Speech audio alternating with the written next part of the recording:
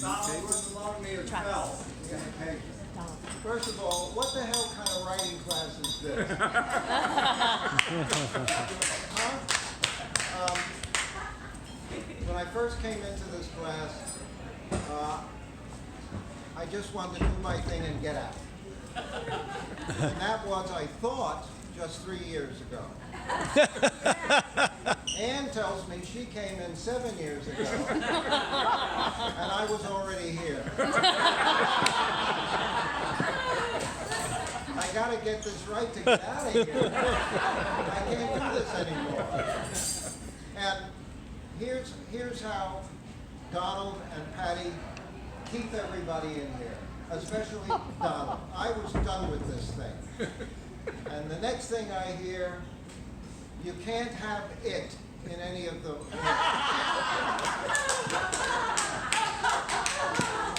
You could have told me that 5 years ago. No it. The only person evidently who's allowed to have it is Shirley for some reason. I don't know why. But I'm also now getting rid of those its. However, I see them everywhere in my emails. I have to get them out of there. I try and get them out of everyday conversation. I mean, they're like the enemy. There's a new rumor going around that the next one is the.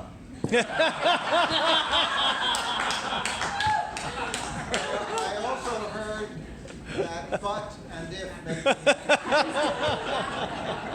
I'll be 100 years old. The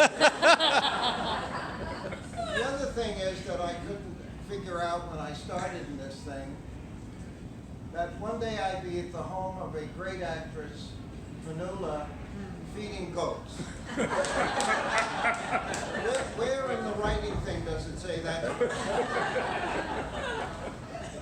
And then the next thing I know, offhand, Donald says, I'd like to do a reading of my play. And would you play Richard Nixon? So I thought, a reading, I know what that means. You sit down, and everybody's in a chair, and you have your script in front of you, and you say your words, and then you turn the page. So Patty turned Glenroy into a 99-seat theater.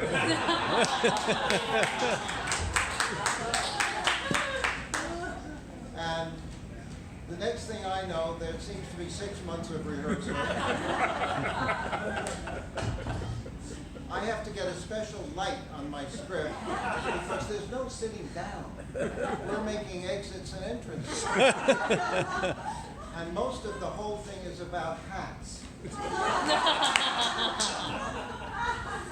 I was scheduled to play opposite Mitch Ryan as Kennedy, but he couldn't do it. And the next thing I know, I'm playing opposite the author, who, by the way, took the wrong hat during one of the Michael remembers because he was in control of those hats and tried to get it away from Donald, but he wouldn't let it go. I was in the wrong hat. Oh, and Donald said to me as we sat down here, everybody seems to be having a really good time. And I said, yes, but you have to remember there are a lot of actors here.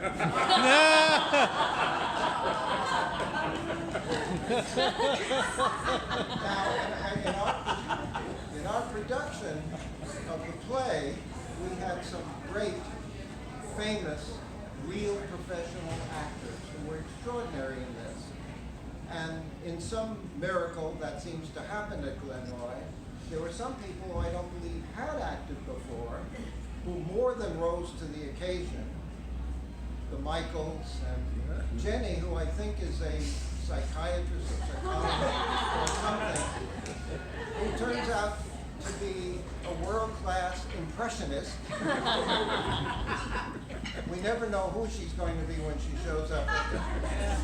And she all of a sudden became an Indian in this thing. And where the hell she got this thing with the feathers? I don't know. And she was fabulous. This is all part of some kind of magical thing that is beyond just a seminar in writing. This is actually a lot more than that. And here is this world-renowned playwright who can quote Shakespeare and the Greeks and the Bible, sometimes something from Druids. And yet has only recently mastered the list of who reads. Is that mastered? Almost. And because he's so kind, when you're the last person reading, he says, you will be last today, but don't remember you'll be first next week. That doesn't help. You're last, you're last. Next week is a long time away. But the other amazing thing about this, and Mitch and I were talking about it, we don't know most people's last names here. Right. It's like an AA meeting.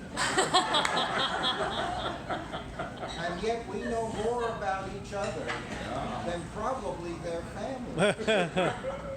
And we trust each other with all of that information. And it somehow binds us all together in an absolutely miraculous, wonderful way. And let's not forget that as we troop up the stairs at 1 o'clock, but lately it's been 1:10. You know, the service used to be great at that. Some of us whisper to each other, you know, we're here for the lunch, you know. I mean, your whole day is planned around the lunch. You decide what you're going to have for breakfast based on what you're going to have. You're no sooner in there eating lunch than there's a dinner plan going on. But the miracle of it is that Patty and Donald, brilliant Donald, who's giving us so much, have somehow made a magical thing out of all of this. Yes, it's a writing class, but it's a human class.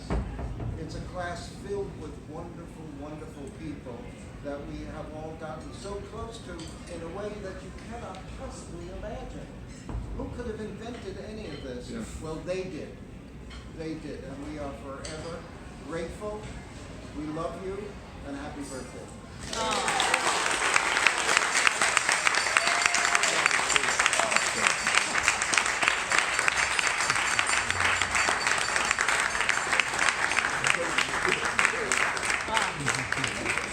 There is no better speaker. There is no better speaker. I have one thing to say. I just want to ask Donald a question. What about Charles Dickens? It was the best of times. It was the worst of times. Wait. It. You're forgetting something. Of course, I usually do. And just for those who might be misinformed, the word "it" must never be censored from dialogue. People use "it"; they couldn't speak without using "it." Otherwise, though, it's a placeholder for "it." Well, we won't get into it here. I think that Barbara Ross is presenting you with a gift from this entire room. Get away. That's what it is. Donald, Get away.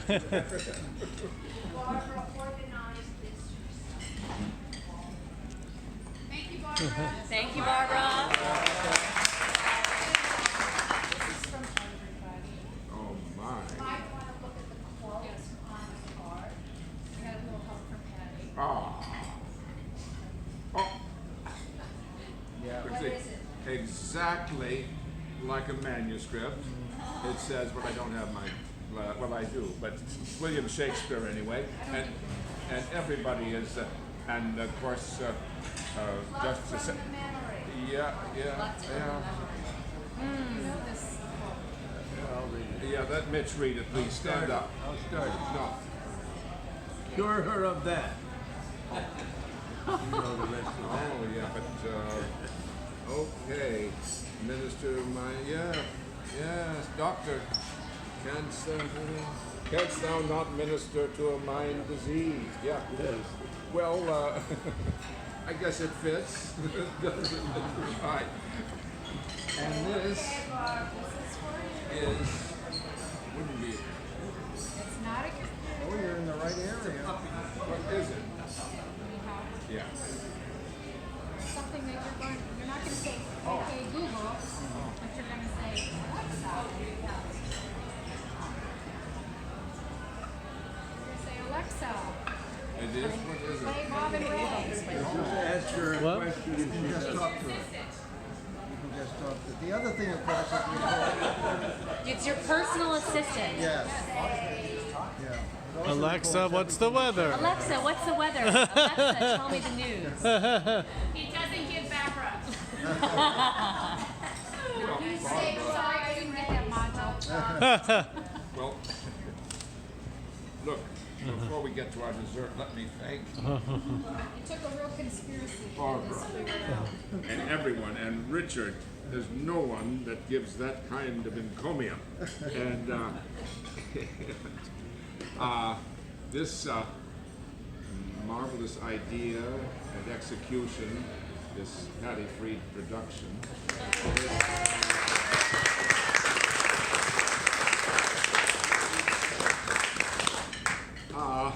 is in, here, everyone back there, right there.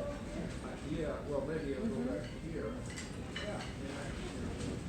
And, but to have a group of friends and of writers, storytellers, artists, this oldest art of storytelling, and in an age of lies, we have people who work together cheerfully with great vigor to tell the truth in modern instances, in the long littleness of life, in the mundane elements of all stories, to find the truth anywhere and everywhere. There can be no greater antidote, and it is political too, because as the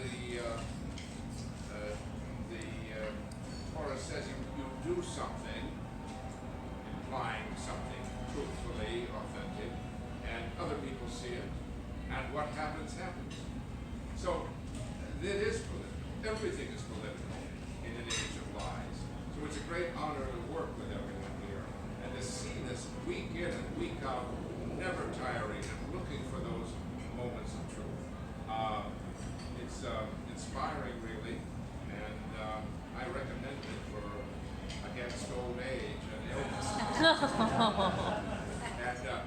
And just in the spirit of that, before we sit down and have cake, I'm going to, I'm not infuriate David, but I'm going to embarrass him. I'm going to ask me, when he composed, what he did was take the introduction to a song that's so famous and well known that it's not of interest anymore.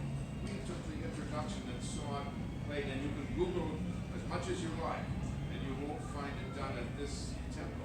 And he found the introduction to the old political song, which has some more than nostalgic meanings now. And I'm just going to ask him to do that little introduction a cappella, No pressure, right? and then we'll all join in the chorus. So Oh, if everyone joins in, yeah. that's all right. You can't go wrong. Yeah, okay. This might take a few takes. I'm not from the film industry, so. So long, sad times, go long, bad times. We are rid of you at last. Howdy, gay times, cloudy, gray times. We are rid of you at last. So happy days are here again.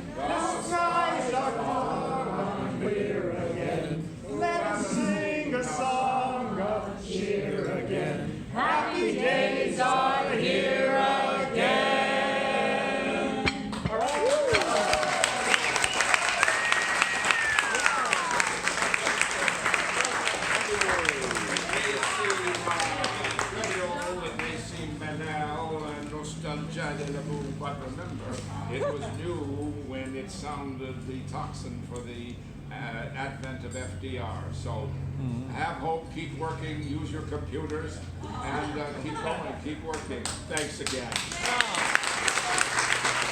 Thank you, Donald.